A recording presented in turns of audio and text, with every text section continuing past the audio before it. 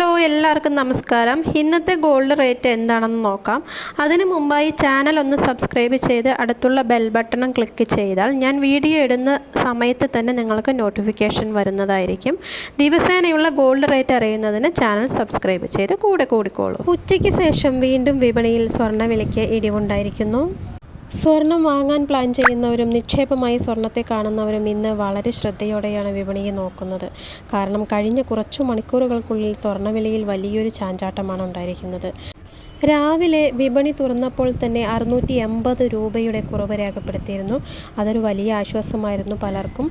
എന്നാൽ വൈകുന്നേരമായപ്പോഴേക്കും ചരിത്രം മാറി. വീണ്ടും 800 രൂപ കൂടി കുറഞ്ഞിരിക്കുന്നു. ഇന്ന് മാത്രം ഏകദേശം 1450 രൂപയ്ക്ക് അടുത്താണ് ഒരു പവൻ സ്വർണത്തിന് വിലയിടിഞ്ഞിരിക്കുന്നത്. അതായത് വിപണിയിലെ അന്താരാഷ്ട്ര മാറ്റങ്ങളും രൂപയുടെ മൂല്യത്തിലുണ്ടാകുന്ന വ്യത്യാസങ്ങളും തന്നെയാണ് ഇതിന് പ്രധാന കാരണം. എന്തായാലും സ്വർണം വാങ്ങാൻ കാത്തിരുന്നവർക്ക് ഇതൊരു അപൂർവ അവസരം തന്നെയാണ്.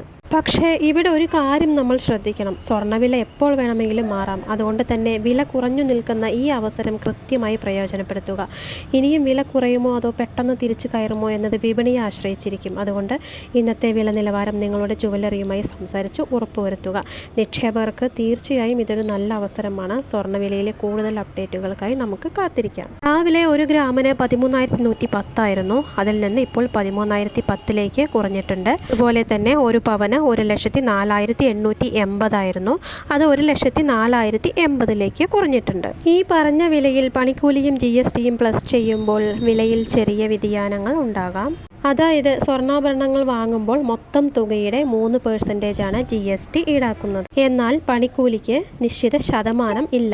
ഇത് ആഭരണത്തിൻ്റെ ഡിസൈൻ, അത് നിർമ്മിക്കുന്ന രീതി, ജ്വല്ലറിയുടെ ബ്രാൻഡ് വാല്യൂ എന്നിവയെ ആശ്രയിച്ചിരിക്കും. ചുരുക്കത്തിൽ പറഞ്ഞാൽ നിങ്ങൾ സ്വർണം വാങ്ങുമ്പോൾ സ്വർണത്തിൻ്റെ വിലയ്ക്കും പണിക്കൂലിക്കും മുകളിൽ 3% നികുതിയും ചിലപ്പോൾ പണിക്കൂലിയുടെ മേൽ പ്രത്യേകമായി 5% നികുതിയും വരാൻ സാധ്യതയുണ്ട്. അതിനാൽ സ്വർണം വാങ്ങുന്നതിന് മുൻപ് ജ്വല്ലറിയിൽ നിന്ന് കൃത്യമായ വില വിവര പട്ടിക, അതായത് കോസ്റ്റ് ബ്രേക്ക് ഡൗൺ ചോദിച്ചു വാങ്ങുന്നത് നന്നായിരിക്കും. ഉത്സവ സീസണുകളിൽ പല ജ്വല്ലറികളും പണിക്കൂലിയിൽ ഇളവുകൾ നൽകാറുണ്ട്. അത് പ്രയോജനപ്പെടുത്താൻ പരമാവധി ശ്രമിക്കൂ. പിന്നെ ഒരു കാര്യം കൂടി ശ്രദ്ധിക്കണം. വാങ്ങുന്ന സ്വർണം BIS ഹാൾമാർക്കഡ് ആണോ എന്ന് ഉറപ്പുവരുത്തിയതിന് ശേഷം മാത്രം വാങ്ങുക. അപ്പോൾ അടുത്ത നല്ലൊരു വീഡിയോ ആയിട്ട് നമുക്ക് വീണ്ടും കാണാം.